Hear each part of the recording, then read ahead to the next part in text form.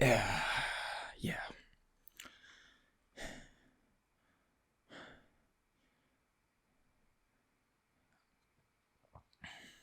No. No. No. No. No.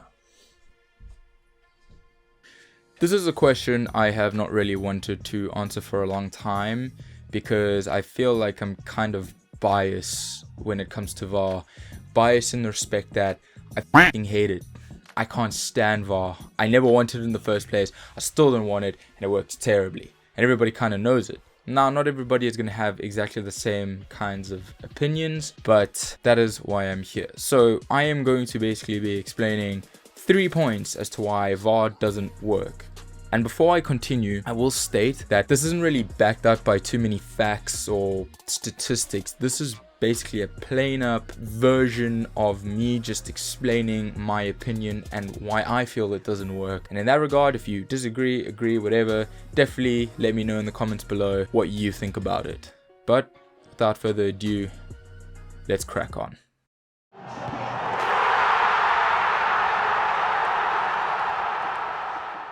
VAR has been fairly instrumental in a few key factors this season in the Premier League and for a little while longer in other competitions, but does it really work? Nah, it really doesn't. But I mean, for some people, it's just a case of whether it still deserves to be implemented or whether we just need to remove it entirely. Number one, VAR is way too mechanical. This is a sport that's very subjective. Unlike a lot of other sports and in regards to TMO and whatever else you want to mention in the same ring as VAR, it's just the game of football is very subjective. In games like cricket and rugby, the letter of the law states exactly what needs to happen. But when it comes to football, it's not exactly like that. For example, I'll read you what a foul is, because many times penalties are contested and not contested. A foul is an unfair act by a player deemed by the referee to contravene the game's laws that interferes with the active play of the game. What does that mean? This is the problem. That is the letter of the law for foul. Now, it doesn't exactly describe what a foul is. It just says that it interferes with the active play of the game under the referee's jurisdiction. So a foul could basically be Timothy having to pull down someone's pants and fart in his face for it to be a foul. Or it could just be somebody slightly touching their shoelace and then falling over and rolling over half the field. You don't actually know. We don't know what a foul is, and therefore it's kind of difficult for VAR to judge what a foul is, when a penalty is given, when a red card is given, etc. I mean, there's all these hidden rules of the game that are bedded quite deep. They're all written, and for football watchers, you and I will know that there are certain things you just can't get away with, like studs up. We all know that a studs up challenge usually indicates a red card or a yellow at least, but for people who are trying to learn the game and they come to this rule book and it states this, you know nothing. And that's what I'm trying to get at with VAR here. It's too mechanical. You're making decisions with a piece of technology that's trying to be objective, but that's not the case when it comes to football. It's a very subjective sport, as most sports are. But the thing is, a lot of sports have clearly stated in their rules what deems to be whatever you're trying to judge. So cricket, for example, if you edge the ball and the wicketkeeper or a player catches the ball afterward, you're out. It's as simple as that. If the ball touches the bat and the ball doesn't hit the ground before you catch it, you're out. Like, you know, there's no middle line, you know, there's no gray area with it, you know, out is out. But with football, somebody could maybe touch a player's ankle and they could go down in the penalty box, and to some people, depending on the situation, it might be a foul and it might not. And this was the whole thing VAR was supposed to remove all this argumentative stuff. But in the end of the day, it's just created more problems. I mean, I can give you another example. Rugby, a try is when the ball touches the try area, including the line, and you have to be in full control of that. Now, we know that to be in full control of that, your hand on the ball on the ground, or both hands, or jumping or whatever, but it's pretty clear. Again, football is so subjective. The rules don't state anything, and it's just impossible for VAR to judge things because it's too mechanical. And I'm not trying to take a shot at the refs in this video, by the way. I mean, they have a hard enough time as it is. I've reffed 4 games that were like under 10s. I think you have to have a very thick skin for reffing. I mean, when you have 70,000 people shouting at you, it's one thing, it's immense. I mean, I've had 50 parents shouting at me because they feel that their kid they feel is going to be the next Ronaldo should have been awarded a free kick. It's awful. I hate it. Reffing is a hard job, and with VAR coming in place, it hasn't made it any easier. So I try my best not to slander any refs or whatever. I mean, I probably will, sorry, but after the game, it's done. It is what it is. I don't try to hold a grudge or anything like that. Point number 2, restrictions and allowances. What is VAR allowed to judge and what is VAR allowed to restrict? You know, there's like, what is VAR's actual real job title? What are they allowed to give penalties and fouls and offsides for, and what are they not? And again, there's a massive misunderstanding to what actually happens on the field. Everybody seems to be in a slight bit of confusion because VAR doesn't know whether it's allowed to restrict certain things or not. I feel like I'm rambling here, so let me provide an example. Aston Villa versus Sheffield United. Goal line technology, which is one of the best pieces of technology that has been implemented into the game, didn't work. For the first time that I've ever probably seen, the ball went over the line from a Sheffield United free kick. The keeper carried it into the goal and it didn't work. One of the sensors might have been broken. The ref's watch might just not have been working. Nobody knows.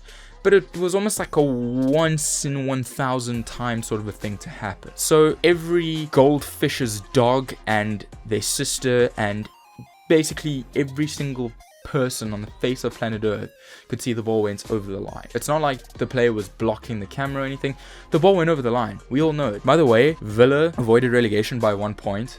That game ended 0-0. Sheffield United should have got the win. We all know it. The ball clearly went over the line. Everybody could see it. But VAR did nothing. They didn't say a word. They watched that replay probably over and over. Whether they weren't allowed to say anything or what, they sat there and watched what should have been a goal not be given. Which, to this day, the most insane thing. I kind of get it as well. It's been stated so many times that the referee that is on the field is the one making the decisions, and VAR's trying not to take over that power struggle, in which there is a massive power struggle between VAR and the referees on the field. And I don't know the way that they're trying to outline it, you know, because you got to balance it one way or the other. If you give VAR too much power, the ref on the field doesn't have enough power. If you give the ref on the field too much power, VAR has nothing. But then there's been times where VAR has called offsides and penalties and reviewed things that shouldn't have been reviewed, and have reviewed things that and not reviewed things that should have been reviewed. And it's like, this is what I mean by the point. VAR, it feels, have been restricted in certain ways to say that you can only do and say certain things in this situation. You're allowed to say and judge something in this situation. But once again, it's a very subjective game. You can't do that. You're taking a very mechanical piece of technology and you're trying to implement it in a game where the amounts of situations and scenarios you'll find yourself in are countless. There's countless and countless of them. I hope I'm making some sort of sense here. But this is probably going to be my biggest talking point now, which is number 3. And that's communication, or the lack thereof. The biggest issue that I found with VAR, and this is dating back to before VAR even got implemented in the Bundesliga. Dean and I had a discussion about it like 2 or 3 years ago, and people were for it then. I wasn't for it. I remember saying that all these points that I've mentioned, I remember talking about all of them, but the biggest one is the lack of communication. Nobody seems to know what's going on at all. And I mean, you can have Alan Shearer talking to us in a short video about what VAR is and is allowed to do, but it's not clearing up anything in the air, because it has just made everything 10 times more confusing. It's almost as if the FA don't want VAR to be in the game of football, which is kind of sad, because I feel it can be improved to better everything. And yet here we are, still discussing about a piece of technology, or technology in general, that was supposed to make the game more fair and better. So the example that I can think of in this regard is Wolves scored a goal against Liverpool at Anfield. I'm sure many people remember it. It was 0-0 at that stage and Wolves would have gone 1-0 up. Rightly so, I think Adama Traore was offside, which is fine. The Wolves fans celebrated. Everybody went buck. It was crazy. Obviously Liverpool on their massive stint. And then VAR tuned in and said that the goal was offside, which I don't really have an issue with. Although I do apparently remember the goal actually not being offside. It was tighter than a duck's ass or something. Like it was a really tight call. Regardless, on the field, everybody was rather quite confused, including the Liverpool fans and players. When Adama Traore walked up to the ref to ask him what the goal was disallowed for, the ref said, "I don't have to tell you." Look, he's not wrong. The ref doesn't have to tell you shit. I've learned this from reffing courses. I'm a level 2 certificate referee. Yeah, the ref doesn't actually have to say anything. You do not have to explain your decision as the referee. But it would be nice. It would be kind of cool if you could. This is the thing with rugby. When they go upstairs to the third umpire, whoever it is, there's constant communication between the ref and that third umpire. You can actually hear it as the fans over the audio. You can hear the refs talking to each other. I can understand in football why you can't really do that, because footballers are hooligans and they'll curse basically your entire family into the ground. But still, can we at least get some sort of proper communication, not just between the players but between the fans as well? It's just all really confusing. One game, VAR, the way VAR's supposed to work is, as far as I understand right now, is VAR's supposed to tell the referee when a decision is potentially incorrect. The ref stops the game, and then VAR reviews it and checks it while everybody waits around, I don't know, twiddling their dicks or whatever they're doing. Eventually VAR says, yeah, your decision was right or your decision was wrong. You need to give this. Cool, not a problem, whatever. But then the one game I remember seeing the ref walk up to the screen. So many points. So many points. The other way that VAR can work is that there is a screen on the right, like on the side of the field, basically, where all the players are, where the bench is. And the ref can go up to that screen to review the footage and the replay. That way, the referee still is in entitlement of his decision.